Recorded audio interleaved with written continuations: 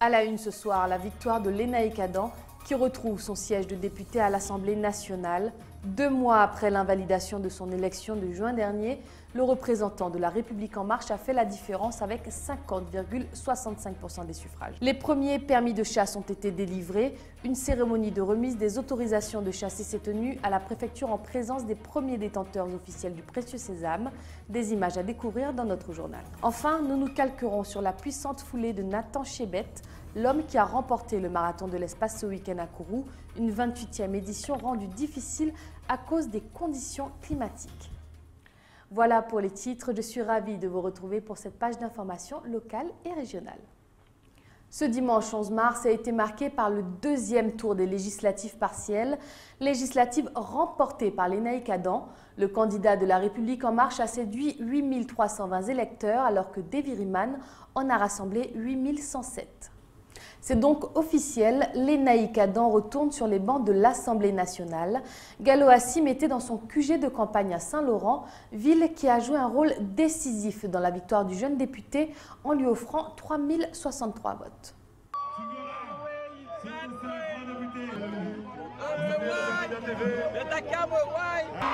Une explosion de joie se fait entendre aux alentours de 20h.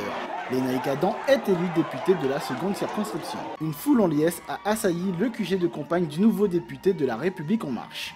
Lénaïck est député. Je ne sais pas comment déclarer ma joie. Elle a un jour, elle a toujours. Il a eu une équipe motivée qui a abandonné leur famille pour le soutenir encore et encore. Lénaïck un jour, Lénaïck toujours. En parlant d'équipe, le président de la CTG et de Guyane Rassemblement, présent lui aussi dans la capitale de l'Ouest, se dit fier et entend par cette victoire avoir un trait d'union pour faire avancer la Guyane. Vous savez très bien qu'il y avait des confusions, des emmêlements de gens. Et donc pour nous, c'était important qu'on puisse cibler la vérité. Un député est le porte-parole des collectivités locales, des EPCI. Un député doit être la courroie de transmission. Et donc aujourd'hui, on a pu le démontrer sur le terrain par les réseaux de Guyane Rassemblement et par les maires, tous les maires qui ont cru en nous. Je félicite les maires du fleuve, de Napatou, de Profeti, Maïpasoula, les maires de Makouria en particulier. C'est la démocratie qui a parlé aujourd'hui, la légitimité qui a parlé. Un scrutin incertain jusqu'au dernier moment, dans l'attente des résultats de Saint-Laurent-du-Maroni où s'est jouée la victoire, Lénaïck Adam obtient 213 voix d'écart sur son concurrent Davy Riemann sur l'ensemble de la circonscription. Il nous a livré ses impressions. Cette victoire, c'est la victoire de la légitimité, de la force de l'unité. Maintenant, je crois que tous ceux qui parlaient ou qui racontaient n'importe quoi, ils vont pouvoir se taire et pouvoir participer eux aussi pour le développement de ce territoire et ne pas refaire le monde sur Facebook ou WhatsApp. Et donc, c'est tout simplement ce bonheur. Merci à Davy Riemann pour avoir rétabli tout cela parce que c'est ce recours qui a pu déterminer qu'on avait effectivement gagné, il n'y avait pas d'ambiguïté. Je crois que c'est la communication, c'est la volonté du peuple de participer à la vie de la cité et donc on ne peut que s'en réjouir. C'est plus de participation, ce qui veut dire plus de légitimité. La démocratie a parlé, j'en suis très heureux. La campagne des législatives partielles s'achève sur une victoire de la majorité. Douche froide en revanche pour Davy Riemann et ses soutiens qui voient la victoire leur échapper de nouveau pour 213 voix. Pierre Tréfou était dans les coulisses de cette soirée qui a vu la défaite d'un candidat qui reste pourtant fier de son parcours. Au QG de Davy Riemann à Kourou, candidat de la France Insoumise des élections législatives, les visages sont tendus, inquiets même. Il est 20h, le verdict tombe. Le candidat réunit ses soutiens autour de lui. Ce n'est qu'une élection. Ça veut dire que c'est un moyen supplémentaire pour continuer à travailler pour le territoire. On ne va pas s'arrêter là. Poser un genou à terre, c'est se reposer pour repartir de l'avant. Donc ce soir, qu'il le veuille ou non, nous sommes nés. On était seuls contre tous. Donc malgré tout, on leur a démontré qu'on est toujours là, on est présent. Et on ne va pas s'arrêter en si bon chemin. La machine est lancée, elle ne va pas s'arrêter. Bien au contraire, nous sommes déterminés à ce que la Guyane se développe harmonieusement pour tout le monde. Le temps où chacun faisait ce qu'il voulait sur les autres, c'est fini. On va continuer à bosser, on va continuer à bosser, on va continuer à bosser. On va pas lâcher le morceau, nullement. Venu en soutien, le député Gabriel Serville a dénoncé les soutiens exagérés aux candidats adverses. Je voudrais vraiment mettre un accent sur la mobilisation que j'ai vue en face, avec des moyens qui étaient surdimensionnés. Moi, je rappelle qu'il Il y a eu des élections législatives partielles dans le Val d'Oise, il y en a eu à Belfort. Et je ne me souviens pas que le gouvernement, que La République En Marche ait mobilisé autant de moyens en faveur des candidats supportés par La République En Marche. Et c'est la raison pour laquelle aujourd'hui, je me dis, au-delà de la candidature de Lénaïque Adam, il y a peut-être une interrogation à se poser concernant la manière dont l'État et le gouvernement voient le territoire de la Guyane. Il y a vraiment une question à se poser. Pas de place encore pour Davy Riemann à l'Assemblée nationale. Il lui aura seulement manqué 213 voix pour pouvoir porter sa propre voix dans la salle des 4 colonnes. Jean-Luc Mélenchon évoque de son côté l'inégalité des moyens entre les deux candidats, comparant Grand-Santi à la Corée du Nord. Le torchon brûle entre le service technique de Cayenne et sa direction. Depuis ce matin, les techniciens observent un mouvement de grève. Quelles sont les revendications des ouvriers et quelles sont les réponses des responsables? Joanne Manus leur a posé la question. Alors ce matin, nous sommes en grève comme on l'avait fait la semaine dernière. Le débrayage, c'était sur le point principal d'un problème général avec le directeur opérationnel que des agents, que tous les services ne veulent plus au sein du service technique. Donc il a beaucoup de choses dans sa pratique et c'est facile d'englober parce qu'on dit que c'est son management. Mais le management, ça englobe le général. Il y a trop d'exemples qu'il utilise depuis trop longtemps pour intimider, pour rétrograder sans respecter les procédures administratives. Il y a plein de choses, il prend des sanctions, il se permet de faire tout et n'importe quoi.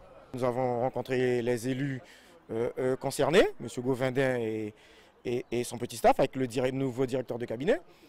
Leur proposition est de dire que si on le laisse là, mais il n'a plus le droit d'avoir contact avec le personnel puisqu'il a une hiérarchie sous lui qui est normalement responsable d'avoir les contacts avec le personnel.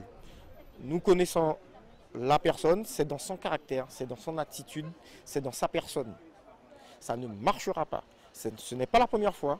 Ce n'est pas aujourd'hui, ce n'est pas un problème d'aujourd'hui. Ça fait plusieurs années que nous avons vu Madame le maire, à cause du comportement de ce monsieur, arriver aujourd'hui, ils veulent absolument le garder là. Et le personnel dit non. S'il est si bon que ça, ben mettez-le à côté de Madame le maire. L'UTG considère comme quoi que le DO ne remplit pas sa fonction. Donc le DO a une façon de parler, de manager qui ne leur convient pas. La mairie considère que le DO il est à sa place et que la mairie demande à ce que chacun reste à sa place, enfin je me répète, que chacun reste à sa place, c'est-à-dire que le DO, lui, il reste DO, ce qui veut dire qu'il a des chefs de pôle qu'il manage et qu'il devrait intervenir qu'au niveau des chefs de pôle et non pas au niveau de la base. On le soutient dans sa tâche, dans la mesure que le DO, pour nous, on n'a pas de problème avec le DO au niveau de travail. Donc au niveau de compétences, on n'a pas de problème avec le DO. Eux, ils ont des problèmes avec le DO au niveau de management, de comportement. Alors bon, mais nous, on n'a pas ce problème-là avec le DO. Grève toujours, mais cette fois-ci à Yépicaz. Le personnel de la structure médico-éducative refuse de reprendre le travail. Une situation qui impactera forcément l'accueil des 50 enfants polyhandicapés de l'établissement. Ayodele Germa a tenté d'en savoir un peu plus. Aujourd'hui, on va travailler des fois avec la peur au ventre. On se dit, demain peut-être c'est nous qui pouvons être licenciés parce que soit la direction s'est levée un beau matin pour nous licencier. C'est l'impression qu'on a aujourd'hui, nous salariés. On est tous des mères de famille, on a tous des dettes, on a des loyers à payer et aujourd'hui on ne peut pas laisser passer cela. La directrice, en gros, elle est là, ça fait presque, ça fait même pas un an, ça fait pas en gros un an, parce que si on se rappelle bien, il y a bien eu un débrayage qui a été fait par rapport au turnover qu'il y a eu dans la structure et aujourd'hui nous sommes victimes de ça et qu'il y a des jeunes ici en Guyane qui sont prêts à être à postuler et qu'on n'embauche pas. Nous, employés ici à la page, on ne comprend pas. Regardez la structure, jusqu'à présent, elle n'est pas remplie. Et il y a un manque de personnel. Nous sommes dans le polyhandicap. Le polyhandicap, ce n'est pas quelque chose d'assez simple, c'est lourd. Et c'est éprouvant pour nous à l'intérieur. Et il n'y a pas que l'IME, il y a les autres structures. Il y a la T21, il y a Saint-Laurent, surtout. Le personnel de la bibliothèque universitaire a lui aussi entamé une grève. Il dénonce des conditions de travail inadmissibles. Ayodele Germa leur a tendu une oreille attentive. Ce qu'on reproche à la directrice, c'est que, comme on le signale dans le tract, c'est une position d'infantilisation, de mépris et qui divise le personnel entre eux. Au niveau du travail, il y a une stratégie qui est mise en place pour le travail. Donc les cadres ils n'arrivent pas à amener à bien leur mission sur le plan technique. C'est-à-dire on a des je prends l'exemple, l'action culturelle. Si c'est mis en place sans passer par la direction, c'est souvent pas validé, ou voire c'est annulé. Mais ça, c'est qu'il faut qu'ils tiennent compte de nos revendications, sinon ça risque... On ne sait pas, une grève, on sait comment ça commence, on ne sait pas comment ça se termine. Donc, à mon avis, elle a toutes les cartes en main pour pouvoir débloquer ce genre de situation. Vous n'êtes pas sans le savoir, la loi EROM a acté la mise en place du permis obligatoire de chasse en Guyane et depuis, plusieurs centaines de demandes ont été enregistrées. Le 6 mars dernier, une cérémonie officielle de remise de permis se tenait dans les salons de la préfecture. Ayodele Germa y a assisté. Voici les tout premiers détenteurs du permis de chasser sur le territoire guyanais. Chantal est l'unique femme. Pour elle, le bien fondé de ce document ne fait aucun doute. Les seules personnes qui pourront acheter des armes, ce sont les personnes qui ont légalement déclaré un permis de chasse. Oui, je pense qu'il y a quand même beaucoup de femmes qui chassent, beaucoup de femmes qui ont des armes. Je parlais tout à l'heure avec une dame par sécurité sur son terrain. Des fois, elle voit des traces de jaguar, quelque chose, éventuellement pour se défendre. C'est important. Roberto, quant à lui, profite de ses 2 premières années de gratuité du permis de chasser, sans formation ni nécessité d'adhésion à une association cinégétique. C'est gratuit pour le moment parce que je l'ai pris, parce que je ne veux pas attendre en 2020, parce que comme on m'a dit qu'il y a des examens à faire. Donc si j'attends le 2020, il faut faire des examens avant d'avoir le permis. Donc j'ai préféré avancer mon permis déjà pris, vous comprenez ? Il s'agit bien d'un permis de chasser et non de chasse, car sa vocation première est avant tout de répertorier les détenteurs d'armes à feu. Le permis de chasser n'est pas là pour définir comment on va chasser, combien de pièces on pourra prendre, où est-ce qu'on pourra chasser, quand. Le sujet n'est pas là. Le sujet est de pouvoir laisser ceux qui détiennent le permis de chasser disposer d'une arme et aller acheter des cartouches. Il s'agit en fait de pouvoir avoir une connaissance fine, régulière, réglementaire du nombre d'armes qui circulent en Guyane. C'est juste ça le permis de chasser. Il se fait à partir d'une demande, on remplit un formulaire CERFA distribué par l'ONCFS auprès des mairies et ensuite on vous délivre à partir des mairies ce permis de chasser qui vous donne le droit d'aller acheter une arme ou d'aller acheter des munitions. À partir du 1er janvier 2020, les usagers souhaitant obtenir un permis de chasser devront suivre une formation accompagnée d'un examen adapté au contexte spécifique de la Guyane. Ouvrons à présent une page mêlant éducation et santé avec la signature ce matin d'une convention entre l'ARS et le rectorat. Objet de ce partenariat, renforcer la politique de santé publique dans les établissements scolaires. Avec le rectorat, on partage un intérêt commun qui est celui de la santé des jeunes.